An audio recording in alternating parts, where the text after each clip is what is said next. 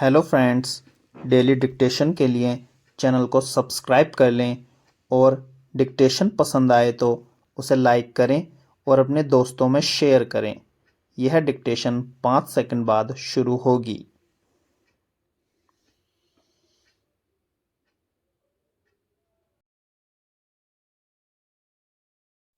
Start. जब पढ़ाई और परीक्षा में प्रदर्शन के दबाव की वजह से विद्यार्थियों के बीच आत्महत्या के बढ़ते मामले चिंता के केंद्र में आ गए हैं। ऐसे समय में केंद्रीय शिक्षा मंत्रालय की ओर से एक बेहद ज़रूरी पहल की गई है।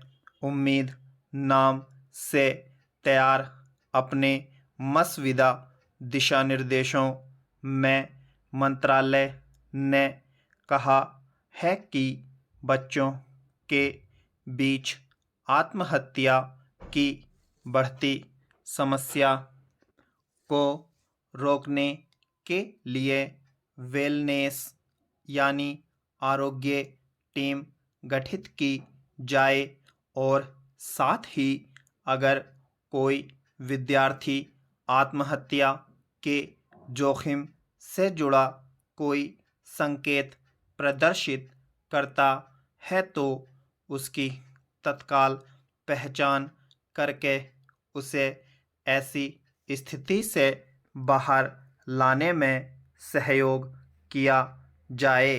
दरअसल यह एक जटिल समस्या के रूप में चिन्हित किया जा सकता है कि पिछले कुछ वर्षों के दौरान पढ़ाई लिखाई में उपजी नई परिस्थितियां कुछ विद्यार्थियों के सामने ऐसा दबाव पैदा कर रही हैं कि कई बार वे उसे बर्दाश्त कर पाने में सक्षम नहीं हो पाते और आत्महत्या जैसा कदम उठा लेते हैं।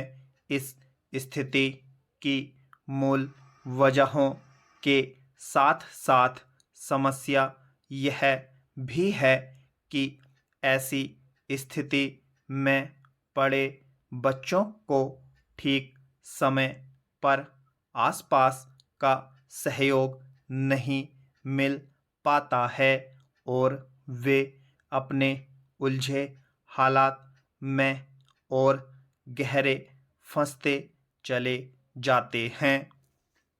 ऐसे में स्कूलों या शैक्षिक संस्थानों के भीतर भी अगर कोई ऐसा तंत्र खड़ा किया जा सके जो दबाव और उससे उपजी परिस्थितियों का सटीक आकलन करे और इसके असर में पड़े विद्यार्थियों की पहचान करके समय पर ठोस मदद मुहैया कराए तो इस समस्या पर काबू पाना मुश्किल नहीं है।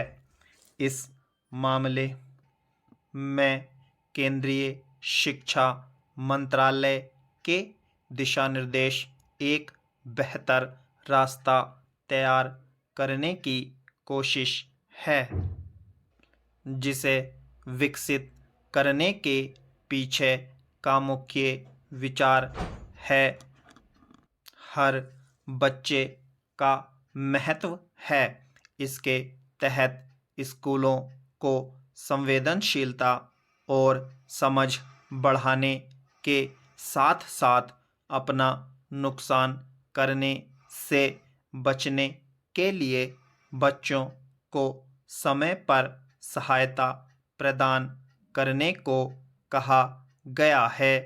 यूं भी आत्महत्या आमतौर पर अचानक उपजी परिस्थिति का नतीजा नहीं होते और इसमें सामाजिक धारणाएं और सोच एक प्रमुख कारक और प्रभाव के रूप में काम करती हैं।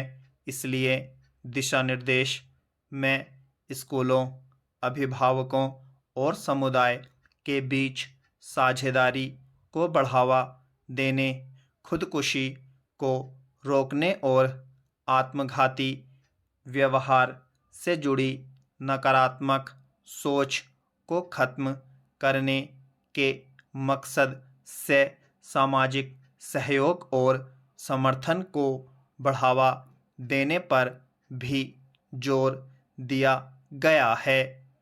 यह विडंबना ही है कि बच्चों के लिए स्कूली या किसी भी स्तर की जो शिक्षा सहजता से ज्ञान प्राप्त करने, बौद्धिक विकास और व्यक्तित्व निर्माण का जरिया होना चाहिए, वह एक ऐसे दबाव के रूप में काम करने लगती है जिसका बोझ सह पाना उनके लिए मुश्किल हो जाता है। सवाल है कि हर परीक्षा में सबसे ज़्यादा अंक लाने, किसी प्रतियोगिता में हर साल में सफल होने और पद हासिल करने की बेलगाम होड़ बच्चों में कैसे पैदा हो जाती है। स्टॉप।